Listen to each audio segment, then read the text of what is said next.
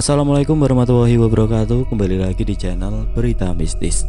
Di kisah kali ini masih ada sebuah cerita yang diambil dari karya Karsa dari tulisannya Untung Prasetyo. Dan untuk kisah yang akan saya bawakan kali ini yaitu sebuah kisah yang berjudul Buana Wisa Kutukan Gaib. Dan sebelum kita lanjut ke ceritanya, tekan dulu tombol like video ini dan jangan lupa tekan juga tombol subscribe channel ini. Dan nyalakan juga lonceng notifikasinya agar tidak ketinggalan cerita-cerita lainnya dari channel ini. Dan buat teman-teman yang pengen membaca langsung ceritanya, nanti silahkan saja kunjungi linknya yang nanti akan saya sertakan di kolom deskripsi.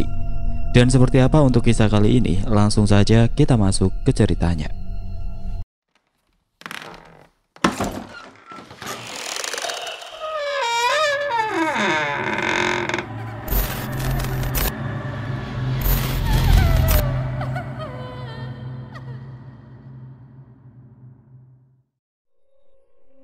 Namaku Deandra. Aku adalah seorang gadis biasa yang bekerja pada sebuah keluarga. Sudah hampir 2 tahun lamanya aku menjadi asisten rumah tangga yang membantu Pak Dedi dan Ibu Mita mengurus semua keperluan rumah tangga beliau. Pak Dedi dan Ibu Mita memiliki seorang putri bernama Sinta yang usianya baru menginjak 11 tahun. Selama aku bekerja di rumah keluarga ini, tidak ada hal-hal aneh yang aku temui. Semuanya berjalan normal dan baik-baik saja. Hari itu sekitar pukul 1 siang aku memulai kembali rutinitasku setelah 1 jam beristirahat. Aku berangkat menuju ke sekolah Sita menggunakan sepeda motor milik Ibu Mita. Sama seperti hari-hari sebelumnya, aku harus menunggu Sita di pintu gerbang sekolahnya. Biasanya setelah 1 jam menunggu, Sita dan murid-murid lainnya akan keluar dari kelasnya, diantar seorang guru dan penjaga sekolah menuju ke pintu gerbang. Aku terus mencari gadis kecil yang menjadi momonganku itu di antara murid-murid lainnya. Tapi setelah hampir seluruh murid yang tadi ada di depan pintu gerbang itu pergi, aku belum juga melihat Sita di sana. Aku pun menghampiri seorang guru yang masih berada di depan pintu gerbang bersama seorang penjaga sekolah. "Maaf Bu, apakah Sita masih ada di dalam kelasnya?" tanyaku kepada seorang guru muda yang tampak ramah itu. "Loh, bukannya Sinta sudah dijemput oleh orang tuanya tadi? Sekitar pukul 10 tadi. Ayah dan ibu Sinta mendatangi sekolah dan meminta izin untuk membawa Sinta pulang karena ada keperluan mendadak katanya," jawab ibu guru itu yang membuatku sangat kaget. Biasanya Ibu Mita akan memberitahuku dulu sebelum mereka menjemput Sinta. Hal seperti ini baru 1 kali terjadi.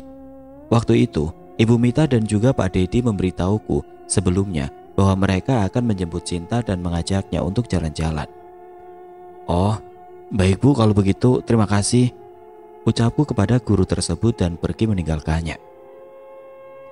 Aku pun segera kembali pulang dengan perasaan agak khawatir. Sepeda motor yang biasanya aku kendarai dengan pelan, kini kupacu dengan kecepatan tinggi.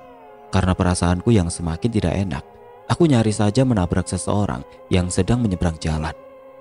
Orang itu memaki dengan kasar dan hampir saja memukulku. Beruntungnya saat itu ada bapak-bapak ojek online yang membantuku sehingga aku dapat segera kembali melanjutkan perjalananku. Sesampainya di rumah tuanku, terlihat mobil Pak Dedi dan juga mobil Bu Mita sudah terparkir di halaman rumah.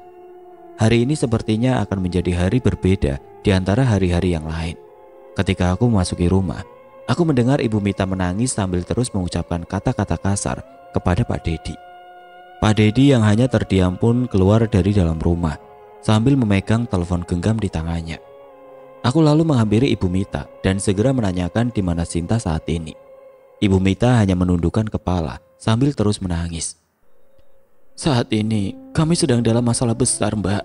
Sebaiknya Mbak Dea kembali dulu ke kampung ya, agar tidak ikut tersangkut dalam masalah ini," ucap Ibu Mita lirih. Aku yang sebenarnya penasaran ingin menanyakan apa yang sebenarnya terjadi. Tapi sepertinya tidaklah sopan kalau aku ingin terlalu tahu urusan mereka. "Baik Bu," jawabku sambil menganggukkan kepala. "Lalu Dek Sinta sekarang ada di mana Bu?" tanyaku yang sangat mengkhawatirkan momonganku itu. "Saat ini Sinta sedang bersama kakeknya di Bekasi. Sekarang cepat bereskan barang-barangmu ya Mbak, sebelum terlambat," jawab Ibu Mita dengan berderayan air mata. "Sudah terlambat, Mah. Mereka sudah berada di sini," ucap Pak Dedi yang memberitahu Ibu Mita. Kedua orang itu pun saling pandang dengan diselimuti kebingungan besar saat ini. Beberapa saat setelah Pak Dedi berbicara kepada Ibu Rosmita, terdengar suara pintu yang tertutup dengan keras. Semua pintu dan jendela yang ada di rumah ini tiba-tiba tertutup dengan sendirinya. Lampu yang menerangi ruangan di mana kami berada saat ini pun mati dengan sendirinya. Setelah itu, benda-benda yang ada di ruangan ini bergetar dengan hebat dan melayang dengan sendirinya. Aku seperti sedang menonton film-film horor saat ini. Bulu halus di bagian belakang leherku mulai berdiri. Tubuhku terasa merinding hebat menyaksikan keanehan-keanehan ini. Ibu Mita segera merapatkan tubuhnya ke samping Pak Dedi. Beliau juga memintaku untuk berada di dekatnya sekarang. Aku berjalan perlahan ke arah Ibu Rosmita dengan memandang kagum sendok garpu yang terlihat melayang-layang tidak jauh dariku. Aku merasa takut, tapi juga kagum dengan kejadian tidak masuk akal hari ini. "Di mana anak itu? Cepat serahkan kepada kami, atau kalianlah yang akan menjadi pengganti anak itu," ujar suara wanita yang terdengar parau menggema di ruangan tempat kami berada dengan tawanya yang memegahkan telinga. "Tidak, kalian tidak boleh mengambil anakku. Biarlah aku yang menjadi penggantinya, tapi lepaskan kedua orang yang saat ini bersamaku ini," ujar Pak Dedi yang melihat ke sekeliling ruangan ini. Setelah Pak Dedi mengucapkan hal itu, tubuhku terasa panas dengan leher seperti tercekik. Aku menggelepar di lantai merasakan rasa sakit yang tiba-tiba menyerangku. Ibu Mita yang makin kebingungan menangis dan terus memegang tubuhku. Sementara Pak Dedi terus berteriak meminta seseorang untuk menghentikan apa yang sedang mereka lakukan kepadaku. Belum hilang rasa panas di seluruh tubuhku. Aku merasa saat ini sedang melayang dengan leher yang tercekik. Aku masih mampu melihat ke arah Ibu Rosmita yang sepertinya sudah pingsan karena melihatku kesakitan.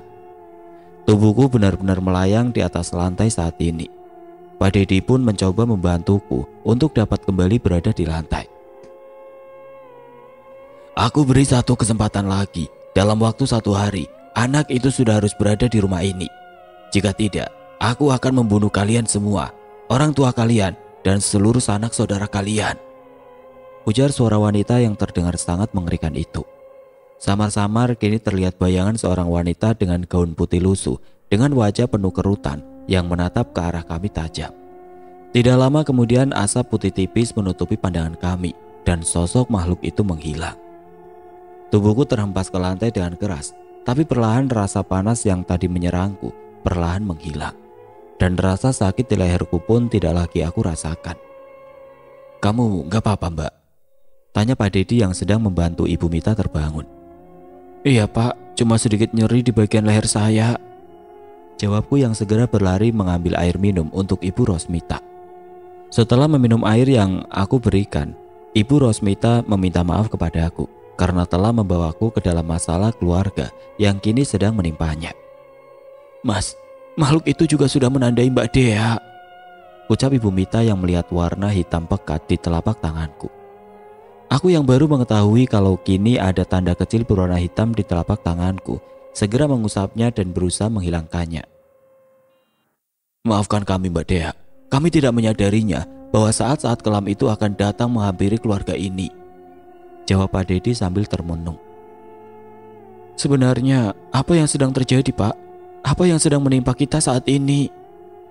tanyaku dengan rasa penasaran. Pak Dedi dan Ibu Mita pun lalu menceritakan apa yang sebenarnya terjadi kepada mereka saat ini. 20 tahun lalu, ketika saya dan istri saya baru menikah, kami tidak memiliki apa-apa. Jangankan rumah, pekerjaan saja saat itu saya tidak punya," ujar Pak Dedi yang mulai menceritakan tentang kehidupannya di masa lalu. "Orang tua Ibu Mita mengusir kami dan tidak mau melihat kami berada di rumahnya saat itu. Akhirnya kami pun pergi dari rumah orang tua kami dan menyusul saudara dari Ibu Mita yang sudah berada di kota ini. Setelah 1 tahun bekerja di tempat saudara sepupu Ibu Mita, akhirnya saya mendapatkan sebuah proyek besar untuk pembangunan sebuah jembatan di daerah pinggiran di kota ini. Saya tidak ingin menyia-nyiakan kesempatan baik itu. Akhirnya saya pun memberanikan diri untuk mengerjakan proyek jembatan yang menjadi penghubung satu daerah ke daerah lainnya," ucap Pak Dedi dengan tatapan kosong ke arah dinding rumahnya. "Ketika proyek itu berjalan, Kami mengalami beberapa kendala dan nyaris kehabisan modal untuk pengerjaan jembatan tersebut. Sampai suatu malam, saya bermimpi bertemu seseorang nenek yang mengaku penunggu sebuah kali di sisi barat jembatan. Nenek itu mengatakan kalau kendala yang saya alami saat itu dikarenakan ulah para penghuni gaib di bagian timur yang tidak mau kalau huniannya dirusak oleh para manusia. Nenek itu menawari saya sebuah solusi. Dia akan membantu meredam kekuatan gaib dari penghuni sisi timur jembatan dengan satu syarat. Saya harus menyerahkan anak perempuan saya ketika dia berusia ganjil. Karena saat itu saya belum memiliki anak.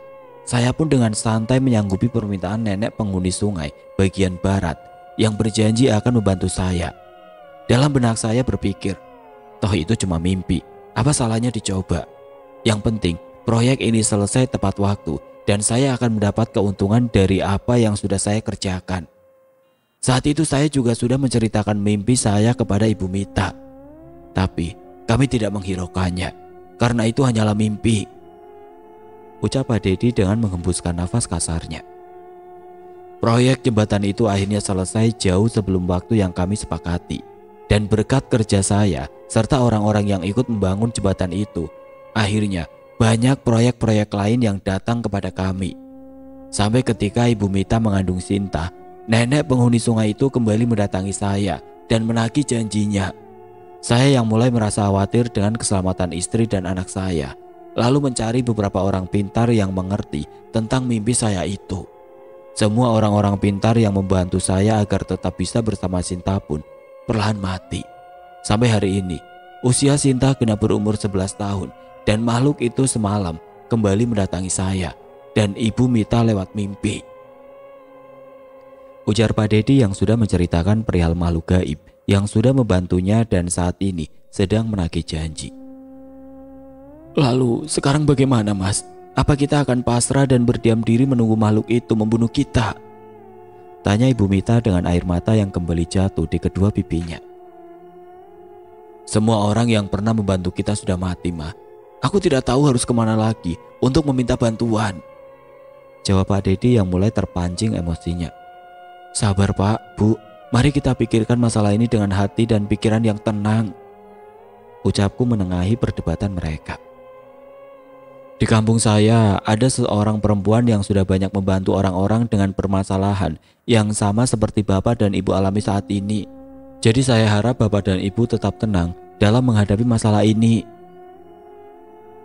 Tapi kita tidak punya banyak waktu, Mbak Dea, balas Ibu Mita sambil mengusap punggungku. Sekarang juga kita berangkat untuk menjemput Dek Sinta dan setelah itu kita langsung pergi menuju desa saya. Sepertinya masih ada waktu untuk menemui teman saya itu, Bu, usulku yang disambut anggukan kepala oleh keduanya. Setelah berkemas, aku, Pak Dedi dan Ibu Mita segera berangkat menuju rumah orang tua dari Ibu Mita untuk menjemput Sinta. Dalam perjalanan itu, aku segera menelpon kedua orang tuaku untuk menanyakan sosok yang sepertinya bisa menolong keluarga Pak Dedi. Assalamualaikum Pak, ucapku kepada Bapak melalui sambungan telepon. Waalaikumsalam Dea, tumben jam segini nelpon Bapak, biasanya malam. Apa pekerjaanmu sudah selesai, Duk? Jawab Bapak di ujung teleponku. Saat ini aku dan keluarga Pak Dedi sedang dalam bahaya, Pak. Bapak bisa ke rumah Mbak Saras. Nanti aku akan jelaskan setelah Bapak sampai di rumah Mbak Saras, ujarku menjelaskan kepada orang tuaku. Baiklah, Duk. Nanti Bapak telepon balik ya setelah Bapak ketemu Nak Saras, jawab Bapak mengakhiri panggilan teleponku. Semoga saja Mbak Saras ada di rumah, Bu, ucapku kepada Ibu Mita. Semoga saja Mbak Dea, saya sudah pasrah saat ini, jawab Ibu Mita dengan tatapan kosong. Beberapa menit kemudian telepon genggamku berdering. Aku segera menjawab panggilan telepon dari Bapak yang sepertinya sudah berada di rumah Mbak Saras. Aku lalu menceritakan apa yang baru saja aku, Pak Dedi dan Ibu Mita alami. Aku juga menjelaskan kepada Mbak Saras tentang apa yang menjadi permasalahan saat ini. Pilihannya sangat sulit ya. Saat ini makhluk-makhluk dari golongan siluman sedang mengikutimu. Bahkan ada yang sudah bersemayam di dalam tubuhmu, ujar Mbak Saras dari ujung telepon. Lalu apa yang harus kami lakukan, Mbak? Tanyaku yang merasa sangat takut saat ini. Jika kau berhasil sampai desa kita, kau secara tidak langsung telah membawa malapetaka di tempat yang penuh kedamaian ini. Tapi jika kau tidak pergi dari tempatmu berada, maka kalian pasti mati. Jawab Mbak Saras yang membuatku semakin ketakutan. Izinkan saya berbicara dengan Mbak Saras, ucap Ibu Mita yang berbisik padaku. Halo Mbak Saras, mohon maaf sebelumnya kalau Mbak Dea memberikan kabar yang tidak baik. Tapi saat ini kami benar-benar tidak tahu harus bagaimana Mbak. Jujur saya dan suami saya tidak mengira kalau mimpi yang dialami suami saya itu akan membawa malapetaka bagi keluarga kami, ujar Ibu Mita yang mencoba meminta bantuan langsung dari Mbak Saras. Saya mengerti Mbak, saya harus pertimbangkan semuanya dengan cermat. Karena saya juga tidak ingin Deandra ikut menjadi korban dari siluman penghuni kali itu, jawab Mbak Saras yang sedikit memberi kami harapan. Saat sudah sampai di rumah orang tua Mbak Mita, hubungi aku lagi. Nanti aku akan meminta beberapa temanku untuk pergi ke sana. Aku ingin mengetahui seberapa besar kekuatan makhluk penghuni kali itu, Ibu Mbak Saras sebelum mengakhiri pembicaraan kami. Setelah 1 jam lebih menempuh perjalanan menuju rumah orang tua dari Ibu Mita, kami pun akhirnya sampai dan segera menghubungi Mbak Saras kembali. Ibu Mita dan juga Pak Dedi tidak mau menceritakan masalah besar yang sedang mereka hadapi kepada kedua orang tua dari Ibu Mita. Keduanya berusaha untuk bersikap biasa ketika bertemu kedua orang tua mereka. Halo Mbak, ucapku yang kembali tersambung dengan Mbak Saras. Aku sudah meminta beberapa sahabatku untuk pergi ke tempat kalian berada saat ini. Tunggulah dulu, aku akan memikirkan hal ini matang-matang, jawab Mbak Saras yang langsung menutup sambungan teleponnya. 30 menit kemudian Mbak Saras kembali menelponku dan memintaku untuk memberitahu Pak Dedi dan Ibu Mita untuk segera melanjutkan perjalanan kami menuju ke kampung halamanku. Segeralah tinggalkan tempat di mana kalian berada saat ini. Beberapa temanku akan berada di sana dan beberapa lainnya akan bersama kalian dalam perjalanan ke desa, ucap Mbak Saras yang terdengar terburu-buru. Setelah memberitahu Pak Dedi dan Ibu Mita bahwa Mbak Saras meminta kami untuk segera melanjutkan perjalanan, keduanya pun segera berpamitan kepada ayah dan ibu dari Ibu Mita. Mereka beralasan akan mengantarku pulang kampung dan berlibur di daerah yang memiliki pemandangan indah itu. Sekitar pukul 4 sore kami pun sudah berada di perjalanan. Pak Dedi dan Ibu Mita terlihat agak tenang saat ini. Walaupun sebenarnya ketakutan mereka tentu lebih besar dari yang aku rasakan saat ini. Sinta tertidur pulas di pangkuanku saat ini. Aku melihat gadis kecil itu juga memiliki tanda hitam pekat di bagian telapak tangannya. Tidak terasa 5 jam berlalu, kami pun beristirahat di sebuah rest area dan juga untuk mengisi bahan bakar kendaraan. Baru saja kami selesai dari toilet, Mbak Saras kembali menelponku dan memintaku untuk tidak terlalu lama beristirahat. Aneh, dari mana dia tahu kalau saat ini kami sedang berada di sebuah rest area dan sedang beristirahat?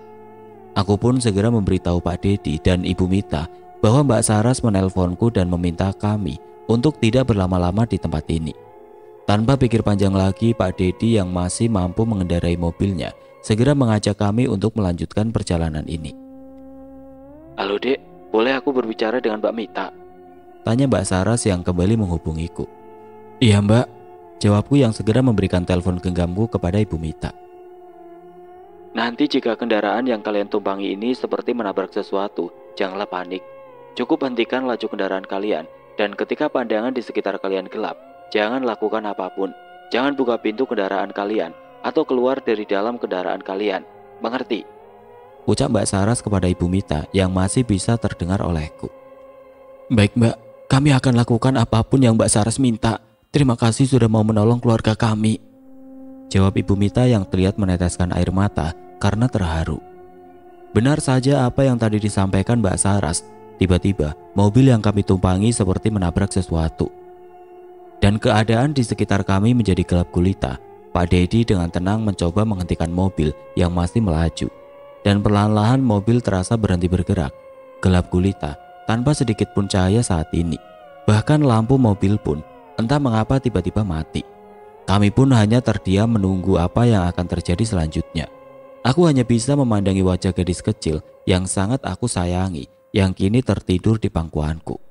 Tidak terlihat dengan jelas wajah lucu yang selalu ceria itu, tapi terus aku memandanginya sambil membelai rambutnya yang panjang terurai. Brak! Terdengar suara keras seperti benturan di belakang mobil kami, dan secara perlahan mobil terasa bergerak maju. seperti ada yang mendorongnya dari arah belakang. Kami yang berada di dalam mobil pun merasa kebingungan dan mulai ketakutan. Di tengah ketakutan itu, aku berusaha mengambil handphone dengan maksud menghubungi Mbak Saras. Tapi anehnya, handphoneku tiba-tiba mati. Begitu juga handphone milik Ibu Mita dan Pak Dedi. Di tengah kepanikan kami saat itu, tiba-tiba mobil terasa mendarat dari ketinggian dengan suara keras. Brak! Kami pun menjerit ketakutan saat itu. Tapi beberapa detik kemudian, kami melihat cahaya dari lampu penerangan yang ada di pinggir jalan. Dan juga mesin mobil dan lampu-lampu di dalamnya pun ikut menyala. Tidak lama kemudian suara ketukan terdengar di pintu mobil belakang sebelah kiri. Ketukan itu membuat kami kembali kaget dan segera memperhatikan seseorang yang sedang mengetuk kaca pintu tersebut. Dak dak dak. Suara ketukan itu kembali terdengar. Dan kini orang yang mengetuk kaca jendela itu meminta kami membukanya. Aku yang merasa sangat kenal dengan orang yang mengetuk kaca jendela itu segera membukanya. Mbak Saras, ucapku yang merasa kaget karena Mbak Saras yang belum lama menelponku kini sudah ada di hadapanku. Keluarlah dek, mari Mbak, Mas, selamat datang di desa kami, ucap Mbak Saras yang menyapa Pak Dedi dan Ibu Mita. Mbak Dea, apa benar kita sudah sampai? Tanya Ibu Mita berbisik. Sepertinya iya Bu, mari Bu. Itu di depan mobil kita rumahnya Mbak Saras, jawabku yang bisa kembali tersenyum. Pak Dedi dan Ibu Mita segera keluar dari dalam mobilnya. Rasa tidak percaya akan kejadian janggal ini membuat Pak Dedi menepuk-nepuk kedua pipinya. Anda sekarang tidak bermimpi kok Mas. Tadi saya meminta kawan saya untuk membawa kalian melalui jalan lain, ujar Mbak Saras yang membantuku menurunkan Sinta. Cak Ayu, insya Allah aku akan melindungimu. Bersabarlah Cak Ayu, ucap Mbak Saras yang membuat Sinta terbangun. Sinta pun berjalan bersama Mbak Saras memasuki sebuah rumah dengan pelataran luas milik keluarga Mbak Saras. Kami juga disambut oleh keluarga Mbak Saras serta bapak dan ibuku. Mereka pun memelukku dengan haru dan mengajakku untuk masuk ke dalam rumah Mbak Saras.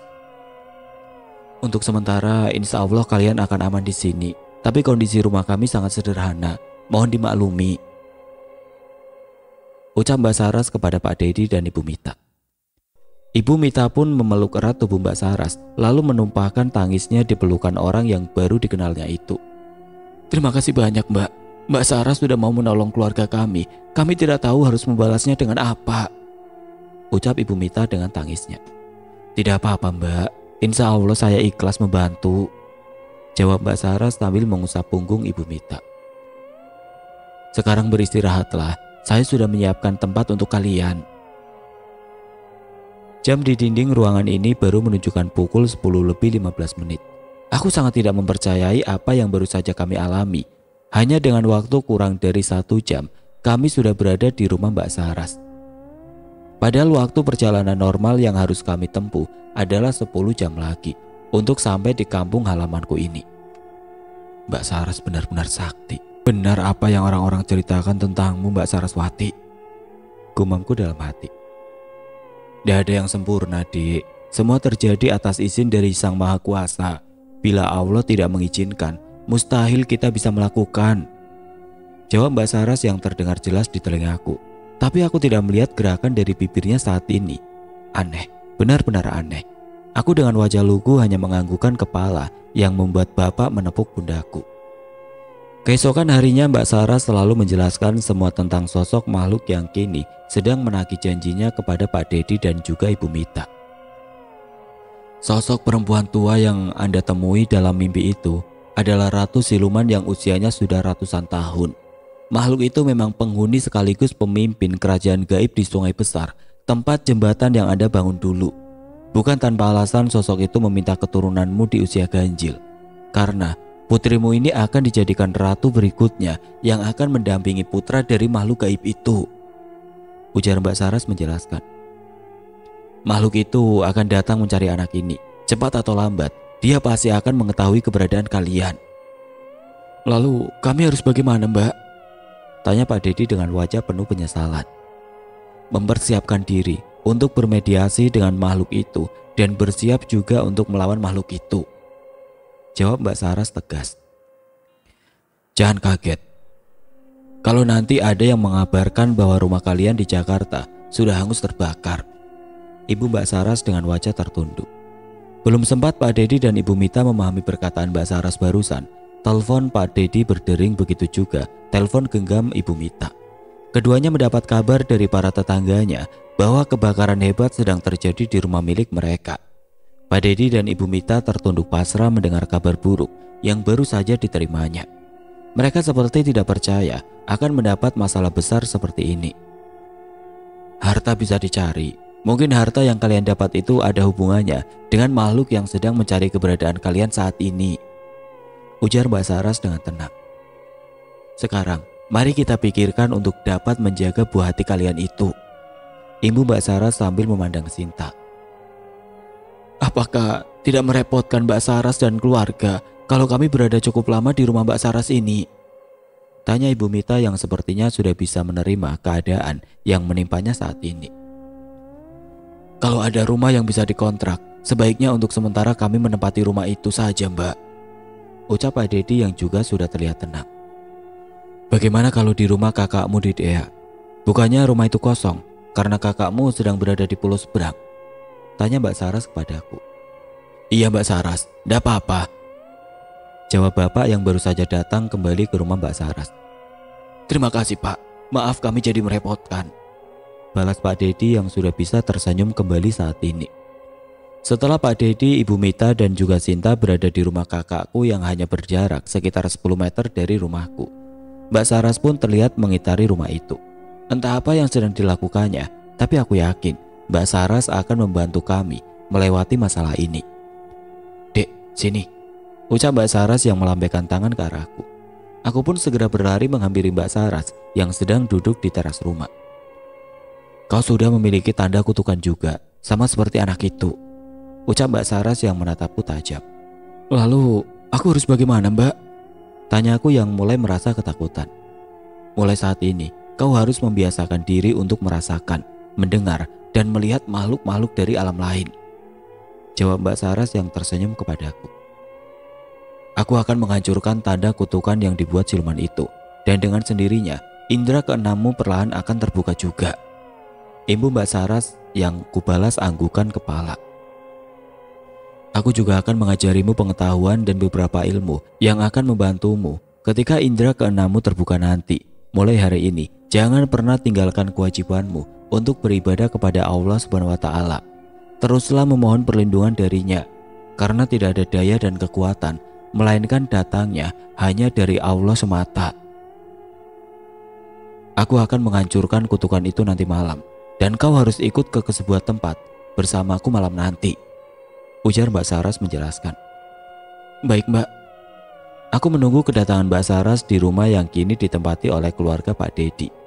Sudah hampir 2 jam menunggu, namun perempuan yang usianya lebih tua 5 tahun dariku itu tidak kunjung datang juga. Karena masih merasa sangat lelah, aku pun tertidur bersama Sinta di ruangan depan, sementara Ibu Mita dan Pak Dedi juga sudah tertidur pulas. Apakah kamu sudah siap, Dik? Tanya Mbak Saras yang terlihat sedang bersama seseorang yang memakai mahkota kecil di kepalanya. Kita di mana, Mbak? Tanyaku yang mengedarkan pandangan ke sekitar. Kita sedang berada di alas Banyutowo. Di tempat ini aku akan melepaskan tanda kutukan yang ada di tanganmu. Dan tempat ini juga pendengaran dan penglihatanmu akan terbuka, sehingga kau dapat mengetahui dunia lain sekitarmu, ujar Mbak Saras menjelaskan. Yang ada di sebelahku ini adalah Nyi Sapta. Dialah penghuni asli alas Banyutowo ini. Ibu Mbak Saras sambil tersenyum kepada Nyi Sapta. Nyi Sapta lalu mengajak kami menuruni sebuah tempat lapang yang ditumbuhi rumput hijau dengan warna-warni bunga yang sangat cantik. Di depan kami kini terlihat aliran sungai dengan air yang sangat bening dan sepertinya sangat menyegarkan. Nyi Sapta dan Mbak Saras lalu masuk ke dalam sungai dan terlihat sangat menikmati air yang ada di sungai itu. Aku yang melihat lambaian tangan Mbak Saras selalu menyusul keduanya memasuki aliran air yang terlihat sangatlah bening. Benar-benar menyegarkan. Aku merasa seperti ada sesuatu yang masuk ke dalam pori-pori tubuhku. Tapi tidak lama setelah itu, tubuhku terasa sangat panas dan mulai mengeluarkan asap hitam. Aku menjerit sejadi-jadinya ketika rasa panas yang lebih hebat dari yang aku rasakan di rumah Pak Dedi itu mulai menjalar ke arah kepalaku. Nyi Sapta yang ada di hadapanku mulai membacakan sesuatu yang tidak aku mengerti. Sementara Mbak Saras yang ada di belakangku menempelkan kedua tangannya di punggungku. Asap hitam yang keluar dari telapak tanganku membuat aliran sungai yang tadi sangatlah bening seketika berubah menjadi kehitaman. Warna hitam yang kini ada di dalam air seperti ingin kembali ke dalam tubuhku. Tapi kekuatan aliran air yang terasa semakin deras membawanya pergi dari sekitar kami. Tubuhku yang terasa sangat lemah lalu jatuh ke dalam air. Karena merasa dadaku semakin sesak, aku pun terbangun dari tidurku. Mimpi yang baru saja aku alami ini sangatlah nyata. Seluruh tubuhku basah kuyup dengan air yang terlihat ada di lantai tempatku berbaring. Karena kini aku merasa kedinginan, aku lalu pulang untuk mengganti pakaianku. Perlahan aku meninggalkan Sinta yang masih tertidur pulas di tempat semula. Setelah selesai mengganti pakaianku, aku kembali ke rumah tempat Sinta berada. Tapi betapa terkejutnya aku ketika aku melihat ada dua sosok makhluk dengan gaun putih yang sedang berada di dekat Sinta. "Namamu Deandra kan?" tanya sosok makhluk gaib yang perlahan melayang ke arahku. "Tidak usah takut, kami adalah sahabat dari Saraswati. Dia meminta kami untuk menjaga gadis kecil ini," imbu sosok itu dengan ramah. "Namaku Lintang, dan yang ada bersama gadis kecil itu adikku yang bernama Wulan," ujar Nyi Lintang memperkenalkan diri. Iya bu, mbak," jawabku yang masih gugup. "Panggil aku Nyi Lintang dan Nyi Wulan," ujar sosok gaib itu sambil tertawa melihatku. "Baiklah Nyi." Setelah kejadian malam itu, kini aku mulai membiasakan diri dengan sosok-sosok makhluk gaib yang ada di sekitarku. Mbak Saras pun mengajariku beberapa ilmu kanuragan dan terus melatihku bersama Nyi Sapta, Nyi Lintang, dan juga Nyi Wulan. Seminggu berlalu dari hari yang sangat menakutkan bagiku, Ibu Mita dan juga Pak Dedi. Setiap malam Nyi Lintang dan Nyi Wulan bergantian menemaniku dan juga menjaga Sinta. Kini Mbak Saras dan Nyi Sapta sedang merencanakan sesuatu untuk memusnahkan tanda kutukan yang masih berada di tangan Sinta. "Sepertinya kutukan itu tidak dapat dihilangkan, walau berkali-kali kita membawa gadis itu ke dalam Banyu Towo," ujar Nyi Sapta kepada Mbak Saras. "Aku juga berpikiran begitu Nyi, karena makhluk itu telah menanamkan tanda itu sebelum Sinta lahir. Satu-satunya jalan adalah meminta nenek tua itu melepaskan gadis itu. Tapi kemungkinan nenek tua itu untuk melepaskan Sinta sangatlah mustahil, karena nenek tua itu sudah merencanakan hal ini puluhan tahun lalu," balas Nyi Sapta yang terlihat sedang memikirkan sesuatu. "Assalamualaikum nak," ucap seorang lelaki tua yang terlihat gagah dengan penuh karisma. "Waalaikumsalam Eyang," jawab Mbak Saras dan Nyi Sapta serentak. "Syukurlah Eyang Sabda datang di saat yang tepat. Aku mendengar selintingan kabar bahwa makhluk-makhluk gaib di bagian utara pulau ini sudah membuat sebuah perkumpulan yang akan menyatukan kekuatan makhluk golongan hitam. Mereka membuat panji dan menanamkan perkumpulan mereka dengan nama Buana Wisa. Sepertinya makhluk yang sedang mengincar gadis kecil itu adalah salah satu dari tetua Buana Wisa. Jadi kalian harus lebih berhati-hati lagi menghadapi masalah ini," ujar Eyang Sabda menjelaskan kepada Nyi Sapta dan Mbak Saras.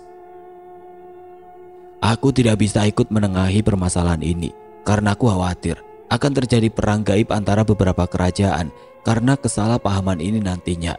Kalian harus menghadapi masalah ini dengan sabar dan ikhlas," imbu Ki Sabda yang perlahan menghilang dengan mengucapkan salam kepada Nyi Sapta dan Mbak Saras. "Waalaikumsalam, terima kasih Eyang." "Buana Wisa, nama itu sepertinya tidak asing lagi di telingaku," ujar Nyi Sapta yang kini terlihat makin serius. "Nyi Lintang, Nyi Wulan, apakah kalian tahu tentang Buana Wisa?" tanya Nyi Sapta kepada kedua makhluk gaib yang sedari tadi berada di dekatku dan juga Sinta. "Sepertinya aku harus menanyakan langsung kepada sahabatku penghuni Salaka Arga untuk mengetahui tentang Buana Wisa yang dimaksud oleh Ki Sabda tadi Nyi." "Baiklah Nyi, tolong kalian cari tahu tentang Buana Wisa," titah Nyi Sapta. "Baik Nyi, kalau begitu kami pergi sekarang juga," jawab Nyi Lintang dan juga Nyi Wulan. "Terima kasih Nyi, berhati-hatilah." Perjalanan Nyi Lintang dan Nyi Wulan ke Salaka Arga melalui dimensi gaib sempat mendapatkan sedikit masalah Ketika beberapa makhluk gaib terus saja mengikuti mereka, tapi dengan berbagai cara, akhirnya Nyi Lintang dan Nyi Wulan sampai di sebuah air terjun besar, sebuah lereng gunung di Jawa Barat. Semua makhluk penghuni daerah itu pun menyambut hangat kedatangan Nyi Lintang dan Nyi Wulan. Karena sebelum menghuni curug kecil di tempat Nyi Lintang dikalahkan oleh Saraswati, dia sempat menjadi penghuni Salaka Arga. "Akhirnya kalian kembali lagi Lintang, Wulan," ujar seseorang berperawakan tegap dengan kumis tebal yang sangat berwibawa. "Aura kalian cerah sekali Lintang. Sepertinya kalian sudah menemukan jalan kebaikan. Syukurlah kalau begitu." "Iya Banyu Salaka, bersyukur aku dan adikku kini bisa menjadi lebih baik lagi," jawab Nyi Lintang yang kini sudah berhadapan dengan pemimpin Salaka Arga yang bernama Banyu Salaka. "Sepertinya kalian berdua datang ke tempat ini untuk mencari sesuatu Lintang. Hal apakah yang kalian cari itu?" tanya Banyu Salaka kepada Nyi Lintang. "Kau benar Banyu, kedatanganku ke sini untuk mencari tahu tentang Buana Wisa." Banyu Salaka yang mendengar Nyi Lintang menyebut nama Buana Wisa pun terkejut. Dia hanya terdiam dan sepertinya enggan untuk membahas tentang hal itu. "Apakah tidak ada hal lain yang ingin kau tanyakan selain tentang Buana Wisa Lintang?" jawab Banyu Salaka. "Waktu kami tidak banyak Banyu. Kalau kau tidak mau memberitahu, aku dan Wulan akan menemui guru di puncak gunung ini." "Baiklah Lintang, kau tidak perlu menemui guru. Karena saat ini beliau masih dalam laku tapa. Sebaiknya biar aku yang menjelaskannya kepadamu. Tapi sebelum itu aku juga mau tahu, ada urusan apa kau dengan makhluk-makhluk dari Buana Wisa?" Nyi Lintang pun mulai menceritakan permasalahan yang menimpa Pak Dedi dan Ibu Mita, serta kutukan yang ada di tubuh Sinta saat ini. "Kau tahu siapa makhluk penguasa kali besar itu Banyu?" tanya Nyi Lintang lagi. "Batari Welang Wisa. Dialah pemimpin Buana Wisa. Sebaiknya kalian tidak berurusan dengan makhluk itu. Karena saat ini Buana Wisa sudah bukan lagi sebuah perkumpulan, tapi sebuah kerajaan. Kekuatannya sangat besar dan sudah tersebar di seluruh daratan utara Pulau Jawa," ujar Banyu Salaka menjelaskan dengan seksama. "Ikutlah bersama Lintang Asi dan Wulan Asi Banyu. Bantulah mereka. Aku yakin kebaikan akan berada di tempat tertinggi, mengalahkan angkara murka," ucap sosok kakek yang tubuhnya diselimuti cahaya putih dengan energi yang sangat besar. "Guru," ucap Nyi Lintang, Nyi Wulan dan Banyu Salaka. "Kami para pemimpin kerajaan-kerajaan di Pulau Jawa ini tidak ada wewenang untuk menghentikan Buana Wisa karena pergerakannya masih dianggap wajar. Jadi bila saat ini sedang terjadi silang pendapat antara pemimpin Buana Wisa dengan seorang perempuan titisan Dewi Saraswati, kami tidak bisa menengahinya. Sepertinya ini menjadi tugas kalian untuk menghentikan Buana Wisa," imbu sosok kakek itu. "Pantas saja Saras memiliki kekuatan yang luar biasa. Ternyata dia adalah titisan Dewi yang sangat sakti," ujar Nyi Lintang dalam hati. "Beruntung kalian bisa berada di pihaknya Lintang. Karena Saraswati kini adalah seseorang murid dari Kisabda, sang penjaga Pulau Jawa," ujar kakek itu lagi. "Iya guru," jawab Nyi Lintang dengan menundukkan kepalanya. "Sekarang aku akan mengantar kalian ke tempat Saras dan Sabta berada. Susunlah rencana sebaik mungkin. Bila memungkinkan untuk bermediasi, lakukanlah. Tapi jika tidak, kalian harus bertindak juga." Di rumah kami saat ini Mbak Saras datang bersama seorang pria parubaya. Sepertinya mereka sedang merencanakan sesuatu untuk melakukan perlawanan terhadap nenek tua yang terus mencari keberadaan Sinta. "Ini Deandra Pak, gadis yang saya ceritakan tadi. Dan ini adalah Pak Edi Dek. Beliau akan membantu kita menyelamatkan Sinta," ujar Mbak Saras yang memperkenalkan aku dan Pak Edi. Saat ini Nyi Lintang dan Nyi Wulan sudah bersama salah satu sosok dari Salaka Arga. Mereka bersama Nyi Sabta sedang mengawasi di 4 penjuru desa ini Pak, ucap Mbak Saras menjelaskan kepada Pak Edi. "Musuh utama kita adalah penguasa sungai besar yang memberi tanda kutukan kepada gadis kecil itu Pak. Sepertinya jika kita memusnahkan sosok itu, maka gadis itu akan mati." Ibu Mbak Saras sontak membuatku dan Pak Edi terkejut. Melihat dari jenis tanda yang ada di tangan gadis itu, sepertinya benar apa yang sampean katakan tadi, Mbak. Jawab Pak Edi. Sepertinya saya harus menyiapkan media yang kuat untuk mengurung makhluk itu. Imbu Pak Edi yang disambut senyum dan anggukan kepala dari Mbak Saras. Beberapa makhluk berwujud ular terlihat mendekat ke arah kita, Ras. Apakah kau sudah mempersiapkan semuanya? Ujar Nyi Sapta yang tiba-tiba muncul di hadapan kami. Sudah Nyi, seperti yang sudah kita rencanakan. Semoga saja semua akan berjalan tanpa kendala, balas Mbak Saras. Baiklah, aku akan melepaskan semua energi pelindung yang menjaga desa ini. Sekarang bersiaplah, Ras, balas Nyi Sapta yang menghilang dari pandanganku. Oke teman-teman, sampai di sini dulu ceritanya. Nantikan kelanjutan kisah ini di video berikutnya. Agar tidak ketinggalan, klik tombol subscribe channel ini dan nyalakan lonceng notifikasinya. Wassalamualaikum warahmatullahi wabarakatuh.